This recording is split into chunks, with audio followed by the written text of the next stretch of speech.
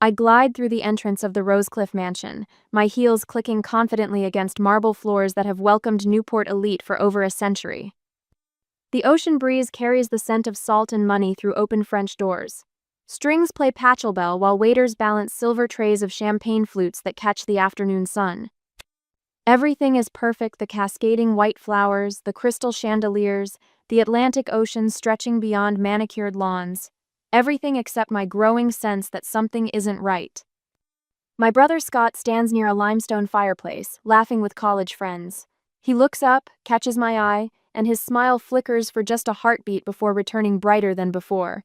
Too bright. "Miss Hartley?" The young usher with slicked back hair consults his list, flipping the page, then back again. "I'm not seeing. Let me check with the coordinator." A cold prickle starts between my shoulder blades as I watch him hustle over to a woman clutching a tablet. Their heads bend together. She glances at me, frowning. "There must be some mistake," I murmur to no one. The coordinator approaches, tablet pressed against her chest like armor. "Miss Hartley, welcome. We do have you on our list." Her smile is professional but tight. "Let me show you to your table."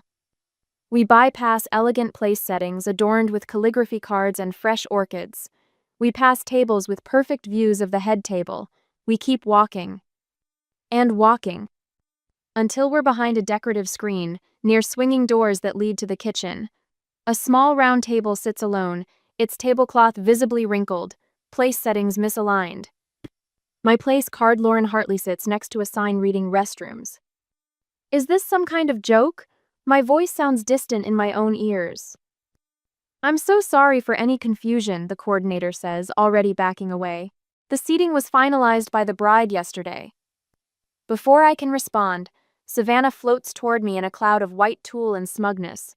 Her honeyed accent drips with false warmth. "Lauren, so glad you could make it." She air kisses near my cheek, careful not to smudge her makeup. "There's been a mistake with my seating," I say, gesturing to the isolation table. Savannah's smile hardens. "No mistake at all. We had to make some last-minute adjustments. You understand how these things go." "Actually, I don't." "This isn't your boardroom, Lauren. Sit where you're told." She delivers this with such sweet venom that for a moment I'm speechless. As she swans away, my mind flashes back to just 3 months ago, my office overlooking Austin's skyline. Gregory Mercer, Savannah's father, sitting across from me, pen poised over our contract. "This logistics system of yours," he had said, "it's revolutionary. You've solved problems we've been wrestling with for years." I remember his firm handshake, the weight of the moment as he signed the $25 million contract. How he'd walked the halls of Hartley Innovations, meeting my team of 52 employees, people who'd believed in my vision when it was nothing but flowcharts on my apartment walls. 3 weeks, he'd marveled. "You fixed our supply chain bottlenecks in 3 weeks when our own people couldn't crack it in 3 years." Now his daughter has placed me by the kitchen door. I smooth my navy dress and think about all the family gatherings where my accomplishments vanished into thin air. The Thanksgiving when my father asked Scott about his golf game for 30 minutes, then turned to me with, "That computer thing still working out?" The Christmas dinner last year when I mentioned securing $10 million in funding, and my mother interrupted, "Did you hear Scott won his club tournament? Against professional players?" I straighten the wrinkled tablecloth, my fingers tracing the worn edge. The kitchen doors swing open and closed, servers bustling past with barely a glance. Then I spot them. 3 tables over, prime seating with ocean views, Johnson, Ramirez, and Whitfield Mercer Holdings executives, my clients, people whose businesses I transformed. They raise glasses toward the head table, unaware of where their savior has been stashed. I reach for my phone, fingers steady despite the heat coursing through me. I scroll to Rachel's "Contact my COO," my right hand since we worked from my garage. "Rachel," I say softly when she answers. "Trigger the termination clause in Section 4.3 of the SLA. Effective immediately." A pause. "Lauren, that's the nuclear option. Are you sure?" I watch Savannah laughing with her bridesmaids, Scott's arm around her waist, my parents beaming at their golden son. "Pull the EDI feeds," I add. "They'll feel it in their backlog by morning." I end the call, pluck a champagne flute from a passing server, and take a deliberate sip. The bubbles feel like victory on my tongue. Let the kitchen doors swing. I've just closed a different door entirely. Gregory Mercer's phone chirps for the third time in 5 minutes. His forehead creases as he steps away from the head table, phone pressed to his ear. From across the reception, I watch his posture stiffen, his free hand clenching into a fist. The wedding band plays Fly Me to the Moon while Scott whispers something to Savannah. He scans the room, catches sight of his new father-in-law, then finds my gaze.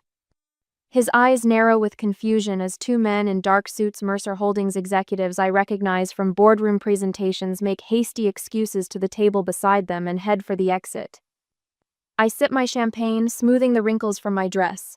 The bubbles taste sweeter now. What did you do?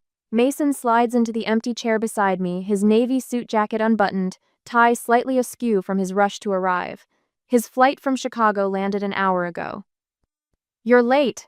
I lean over and kiss his cheek, breathing in his familiar sandalwood cologne. Mason glances toward Gregory Mercer, now pacing by the French doors, phone still clutched to his ear. You did it, didn't you? I shrug one shoulder, the gesture deceptively casual. They seated me by the kitchen door. His eyes widen, taking in my isolated table, the restroom sign nearby. Then he looks back at me, a slow smile spreading across his face. Their loss. We mingle through cocktail hour, Mason's hand resting lightly against my back as we navigate clusters of guests. My parents avoid eye contact when we pass. By the time the band takes their first break, 4 more Mercer Holdings executives have disappeared. Lauren. Scott's voice cuts through the buzz of conversation as he steps onto the terrace where Mason and I stand admiring the Atlantic. A word? Mason squeezes my elbow. I'll grab us fresh drinks. When he's gone, Scott moves closer, lowering his voice. What did you do? Gregory's been on his phone all night. Something about server access codes and shipping containers sitting idle in 3 ports. Fascinating. I stare out at the ocean, the waves catching golden hour light. This is my wedding day. His voice carries an edge I've heard before, the same tone he used when explaining to our parents why he borrowed my college fund for his failed restaurant venture. Whatever business dispute you have with Mercer Holdings could have waited. Like your wedding planner could have waited to put my table by the bathroom? I turn to face him. Or did Savannah make that call herself? Scott runs a hand through his hair, mussing the careful styling. Look, it's not personal. They had to make adjustments. Funny, that's what I told my team when I called them. I swirl the last sip of champagne in my glass. Just a business adjustment. You don't understand. He steps closer, lowering his voice. I've been working on Gregory for months, positioning myself for a VP slot at Mercer. I couldn't have him thinking my sister was some tech genius who saved his company. The truth lands like a slap. You knew about my contract with them. Of course I knew. His laugh holds no humor. Why do you think I introduced Savannah to Mom and Dad so quickly? I needed to get close to Gregory. Your little logistics system was my foot in the door. My little system that solved problems their team couldn't crack in 3 years. Scott straightens his cuffs, a gesture inherited from our father. It's just business, Lauren, nothing personal. The wedding band starts up again inside, a cheerful rendition of That's Amore that feels jarringly out of place. You're right, Scott. My voice stays steady as I meet his eyes. It is just business. His shoulders relax, mistaking my calm for acceptance. By morning, Mercer Holdings will have lost access to their entire logistics system. I drain my glass. The backlog has already started. I'd estimate they'll lose about $3 million in revenue by dawn, another 20 by end of week. The color drains from his face. You can't do that. I already did. I set my empty glass on the stone balustrade. The termination clause was very clear. Section 4.3, breach of confidentiality and good faith. When you minimized my role to the Mercers, you breached our agreement. Lauren. Miss Hartley. A deep voice interrupts us. Thomas Harrington from Anderson Logistics approaches, hand extended. I didn't realize you'd be here tonight. Your presentation at Freightwaves last month was brilliant. I shake his hand, noting Scott's confusion. Mr. Harrington, lovely to see you again. I've been meaning to call your office. He hands me a business card.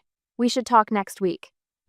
Before Scott can respond, Gerald Winters from Claymore Capital appears at my elbow. Lauren Hartley. Finally, we meet in person. His silver hair catches the setting sun. I've been watching your work. Very impressive. Mason returns with our drinks, sliding seamlessly into the conversation. His steady presence grounds me as three more industry contacts approach, each with knowing looks at Gregory's continued phone crisis. An hour later, as the cake is cut, Mason and I make our way to the head table.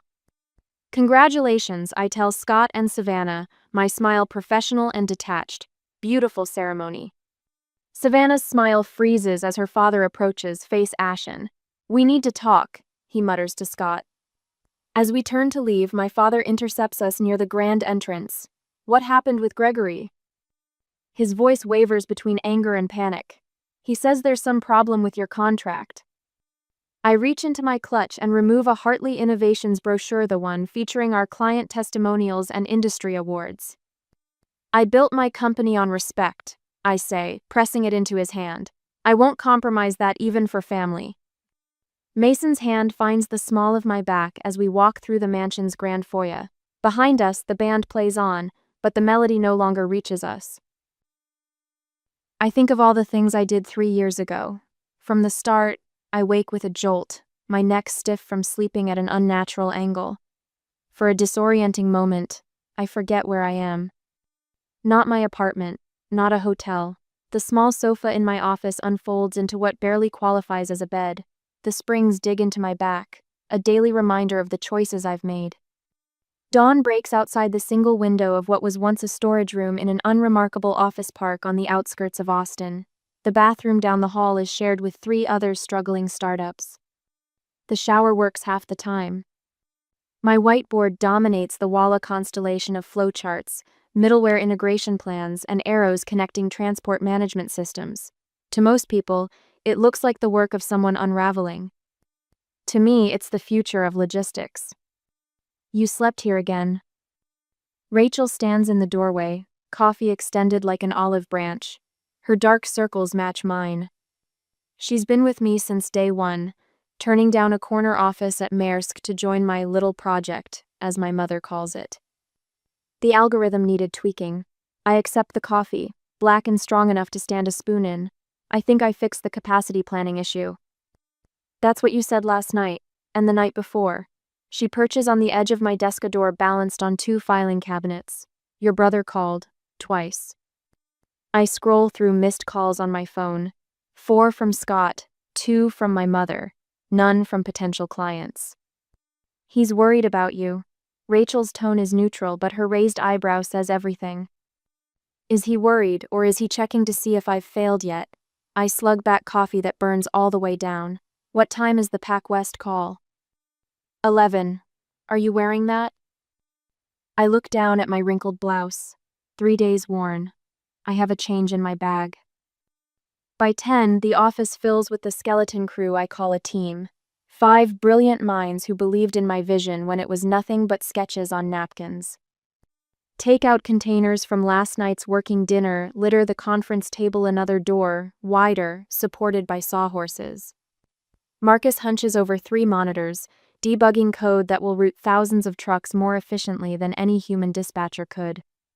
Jada and Elton argue over bandwidth requirements, while Tim assembles another server from parts we bought at discount. These people could work anywhere, Google, Amazon. Instead, they're here, in a glorified closet with spotty air conditioning, because they believe in what we're building. At 10:58, we gather around my laptop. PacWest Shipping manages one of the largest fleets on the West Coast. If they sign, we survive another quarter. If they don't, we've got this, Rachel whispers as the video call connects. 4 faces appear on screen. Men in their 50s, weathered by decades in an industry that still largely runs on paper and phone calls. Miss Hartley, the oldest of them, nods. Show us what you've got. For the next 40 minutes, I walk them through our solution to their backhaul problem: empty trucks returning from deliveries, burning fuel and money. Our algorithm identifies potential loads within a 70-mile radius, calculating time, fuel, and driver hours to maximize efficiency. This is theoretical. The operations manager frowns. No, sir. I share my screen, showing live data from our pilot with a smaller carrier. This is happening now. Their empty miles dropped by 23% in the first month. Something shifts in their expressions. The slight lean forward, the narrowed eyes of men seeing money being saved. When the call ends, the office falls silent. Did they? Tim starts. They want a proposal by Friday. My voice doesn't sound like my own. They have 10,000 trucks. The room erupts. High fives. Hugs. Tim pops a bottle of cheap champagne reserved for this moment. But celebration is brief in a startup running on fumes.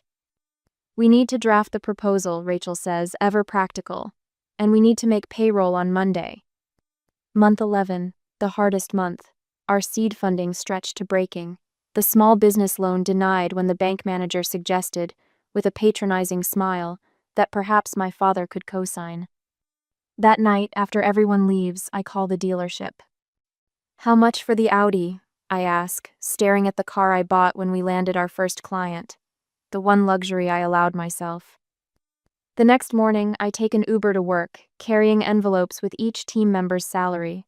Cash, because the company account shows a balance of $212.63. That afternoon, Scott visits. He surveys the office with the benevolent smile of someone who's never had to prove himself. Hartley Construction was our father's company, Scott's birthright. Lauren, this is. He searches for a word that won't offend. Determined. That's one word for it. Dad asked me to check on you. He straightens a stack of papers on my desk, restoring order to my chaos. There's always a place for you at Hartley. Full benefits. Corner office overlooking downtown. The offer hangs between us. Safety, security, surrender. I'm fine, Scott. Are you? He gestures to my makeshift bed. Mom says you missed Sunday dinner again. She worries. Sunday dinner, where my father asked about Scott's golf handicap for 20 minutes, then turned to me with a dismissive, "How's the computer thing going?" Where my mother introduced my business to her friends as Lauren's little project while she figures things out. Tell Mom I'll be there next Sunday, a promise I've made and broken for months. After Scott leaves, I stare at the whiteboard until the symbols blur, the algorithm that will revolutionize how goods move across America, if I can just keep the lights on long enough to finish it. My phone buzzes. A text from my mother. Your father's hosting potential investors tonight. Thought you might want to join us. Wear something nice. Translation. Successful men will be there. Perhaps one will see my unmarried daughter's potential, if not as a businesswoman, then as a wife. I don't reply. Instead, I open my laptop and work on the PacWest proposal until midnight, when the office park security guard knocks on my door. You can't keep sleeping here, Miss Hartley, he says, kindness in his eyes. Building regulations. I nod, gather my things, and call another Uber. To a motel, not home. Home is too far from the office, and tomorrow, I need to be here early. In the motel shower, I finally let myself cry. Quick, efficient tears that solve nothing but release the pressure. Then I towel off, put on the one clean shirt from my bag, and return to my laptop. The PacWest proposal won't write itself, and the wire transfer from selling my car will only cover one more payroll.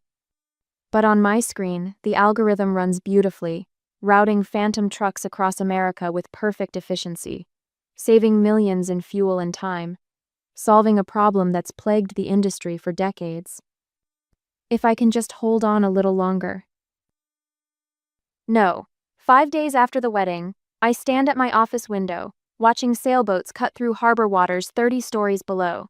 The morning sun turns the Atlantic into a field of diamonds. 3 years ago, I couldn't afford an office with a window. Now my view rivals anything Newport has to offer. My phone buzzes with another desperate message from Gregory Mercer. 5th one this week. Lauren, please reconsider. Our operations are... I delete it mid-sentence. The satisfaction feels like butter melting on my tongue. A knock at my door interrupts my moment of quiet victory. Rachel leans in, tablet clutched against her chest. Her curly hair escapes its professional bun, a detail that would have terrified her when we worked from my garage apartment. "They're ready for you in the lab," she says. I follow her through our headquarters. The contrast never fails to surprise me. My modest office with its simple desk and family photos versus the innovation lab that occupies the entire East Wing. Where I keep things functional, the lab gleams with cutting-edge technology, precisely the opposite of what people expect. "Your baby's all grown up," Rachel murmurs as we approach the glass doors. Inside, 52 people move with purpose between workstations. The energy pulses like a heartbeat. My team, my vision made flesh. Mounted prominently on the reception wall hangs the original whiteboard from my apartment, its surface covered in faded marker schematics and coffee stains. I touch it lightly as I pass, a ritual that grounds me. Beside it, a framed headline from last week's Wall Street Journal: "Hartley Innovations redefines logistics tech." "Do they know about Mercer yet?" I ask Rachel. "Industry news just broke this morning." She hands me her tablet, open to FreightWaves. The headline reads, "Mercer Holdings operations stalled after Hartley contract termination." I scan the article quickly. Unprecedented backlog of shipments, customers reporting multi-day delays, stock dropped 14% in early trading. "Your brother called," Rachel adds, "7 times. My stomach tightens. And I told him what you told me to tell him." I remember Scott's face at the wedding when his father-in-law started receiving urgent calls, the dawning horror as Gregory's face turned ashen. The way Scott searched the room until he found me by the kitchen doors, champagne in hand. The image brings unexpected warmth to my chest. "The statement went out?" I ask. Rachel nods. "Your exact words. Hartley Innovations regrets the termination of our relationship with Mercer Holdings due to irreconcilable differences in business philosophy. We remain committed to partnerships built on mutual respect and professional integrity." My phone buzzes again. This time it's a text from Mason. "Have you seen your email? Everyone in logistics is talking." Before I can respond, Aaron, my lead developer, approaches with 3 new contract inquiries, all from Mercer's direct competitors. One offers double our standard rate for expedited onboarding. "Sharks smell blood in the water," I murmur. "Your blood?" Rachel asks. "No," I smile. "Theirs."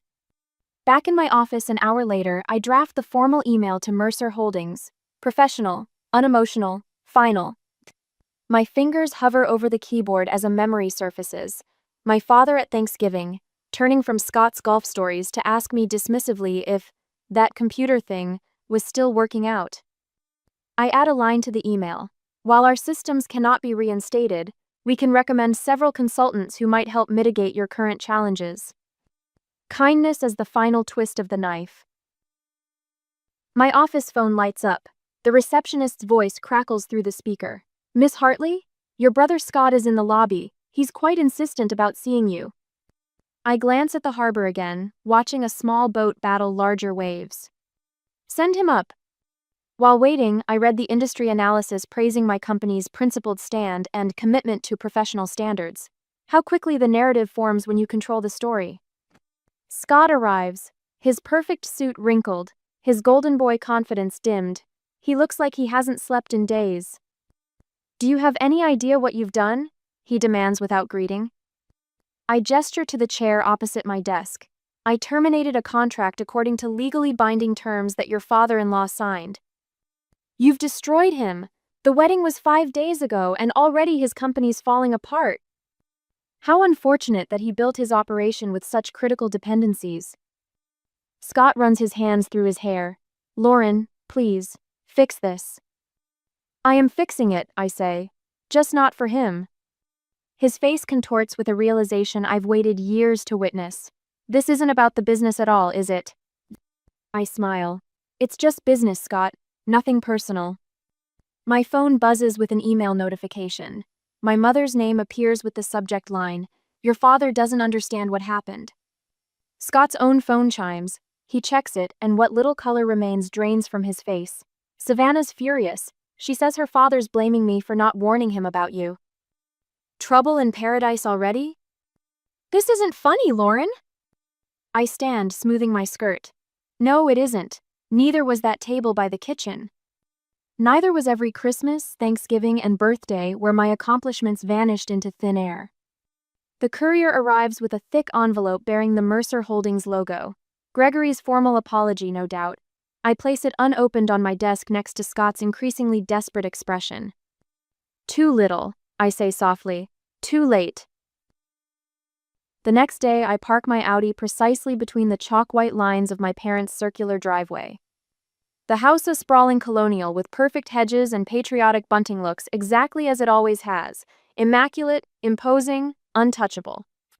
Mason reaches across the console, his fingers warm against mine.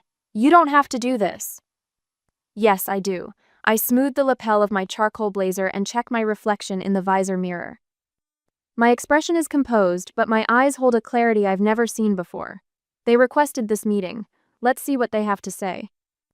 My mother opens the door before we reach it, her face arranged in the welcoming smile she reserves for country club functions. Lauren! And Mason, how lovely. She kisses my cheek, the scent of Chanel No.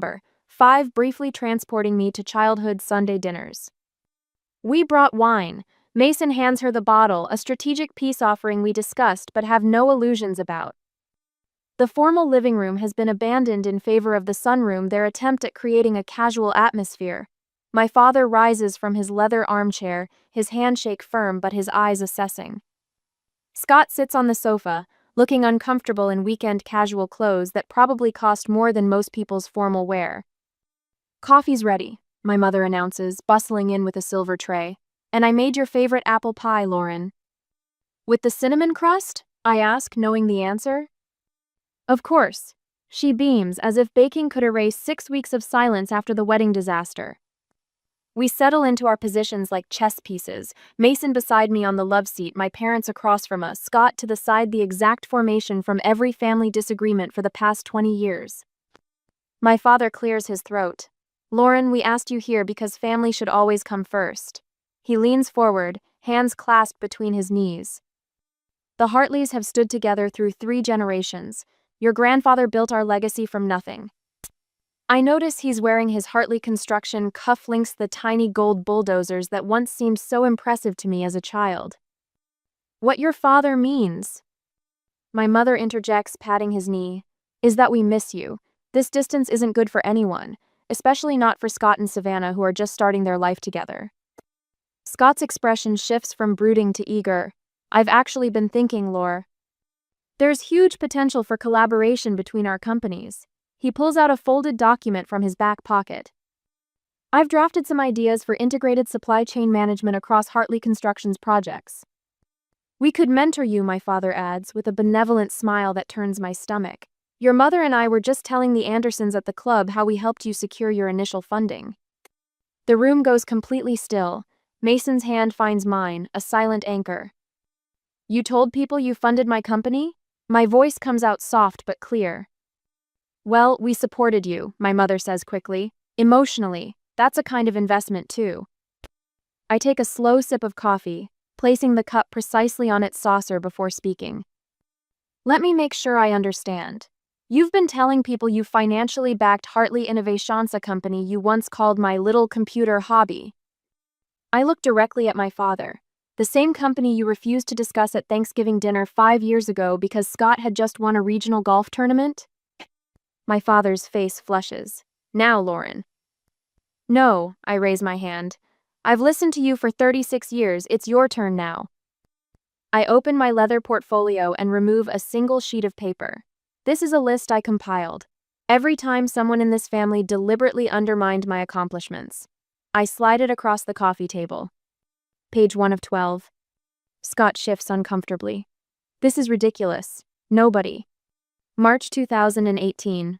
I interrupt. You told Richard Westover that my logistics system was basically just Excel on steroids the night before my presentation to his board. He repeated your exact words to me, Scott. The color drains from his face. I built my company without a single dollar from this family. I made payroll by selling my car.